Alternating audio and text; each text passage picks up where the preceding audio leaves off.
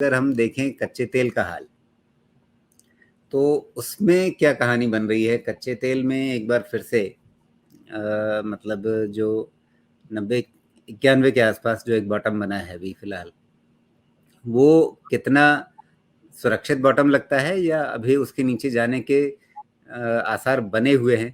क्योंकि दो चीज़ें देख रहा हूँ, एक तो लोअर टॉप लोअर बॉटम वाला स्ट्रक्चर अभी कायम है, उसको पार करने के लिए शायद इसे कम से कम 110 के ऊपर जाना पड़ेगा, 110-11 के ऊपर। उससे पहले ये लोअर टॉप लोअर बॉटम वाला स्ट्रक्चर हटता हुआ नहीं दिख रहा है।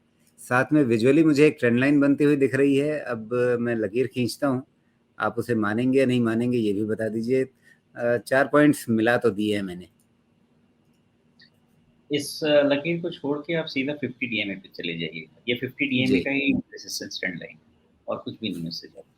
जी। तो वहाँ से फ़र्क ये पड़ेगा कि हमें ट्रेंड बेटर समझ में आ जाएगा। अगर ये ट्रेंड लाइन मान लीजिए कि क्रॉस होता भी है, तो भी हम डिसीज़न नहीं ले पाएँगे।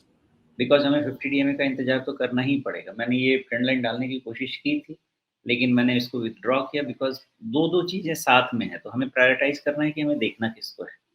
तो मैंने प्रायोरिटाइज़ किया कि ट्रेंड के लिए हमें बेटर है तो 50 डीएमए देख लें, लेकिन वो मुद्दा नहीं है, मुद्दा कुछ और है। देखिए, हमने काफ़ी बार डिस्कस किया था कि एक 94 के नीचे अच्छा क्रूड का सपोर्ट है और 90-91 का तो लॉन्ग टर्म का सपोर्ट है। उसके नीचे क्रूड मतलब लॉन्ग टर्म बेयरिश जाएगा और अगर लॉन्ग टर्म बेयरिश जाना है इस प्रोडक्ट को, तो इतनी आसानी से नहीं जाएगा। तो 91 तो नहीं गया, मुझे जहाँ तक लगता है 92 के नीचे एक ब्लिप देके आया, तो क्लोज़ टू 90-91 है, उससे बहुत ज़्यादा फ़र्क नहीं पड़ता है। माइक म्यूट है आपका। अराउंड 91.5 के आसपास एक बॉटम बना है। ओके, तो वहाँ तक जाके आ गया। अब फ़िलहाल इसका short covering trade stand point से तो शॉर्ट कवरिंग ही दिख रहा है।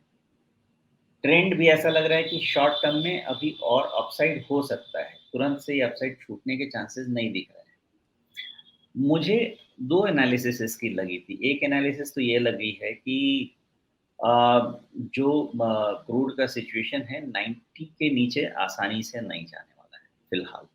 ऐसा नहीं है कि नहीं जाने वाला है बिकॉज़ ओवर टाइम स्ट्रक्चर इसका भी बेरिश बना हुआ है, तो हो सकता है बेरिश रहे।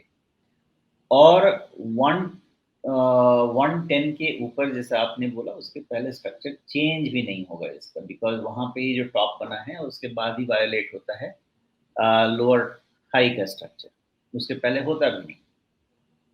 फिलहाल इसकी एनालिसिस यही लेके चलनी है, थोड़ी ब्रॉड रेंज लेके चलना पड़ेगा कि 90 टू 110 का range consolidation range Brent crude का रहेगा, जब तक ईदर साइड ब्रेकआउट या ब्रेकडाउन नहीं मिल जाए। जी, जिधर भी ब्रेकआउट या ब्रेकडाउन होगा, मेरे ख्याल से कम 10 टू 15% का क्रूड में मूवमेंट। जी। तो अब ये जो $20 का एक रेंज बन रहा है, इसका हमारे लिए, हमारे इक्विटी के लिए, शेयर बाजार के लिए मतलब क्या है? क्योंकि ये सारे चार्ट वगैरह जो इधर उधर हम ताका झांकी करते हैं, वो तो इसीलिए नहीं करते हैं कि हमारे पोर्टफोलियो पर क्या असर किस चीज़ का आने वाला है। तो जो यूफ़ोरिया बहुत क्रिएट हो गई थी बिकॉज़ लास्ट मॉनेटरी पॉलिसी के हिसाब से हमारे गवर्नर साहब ने $115 क्रूड फैक्टर किया हुआ है फॉर इन्फ्लेशन प्रोजेक्शन। वहाँ तक कोई दिक्कत नहीं है। हम अभी भी बात कर रहे हैं 110 के ऊपर तो बात नहीं कर रहे हैं।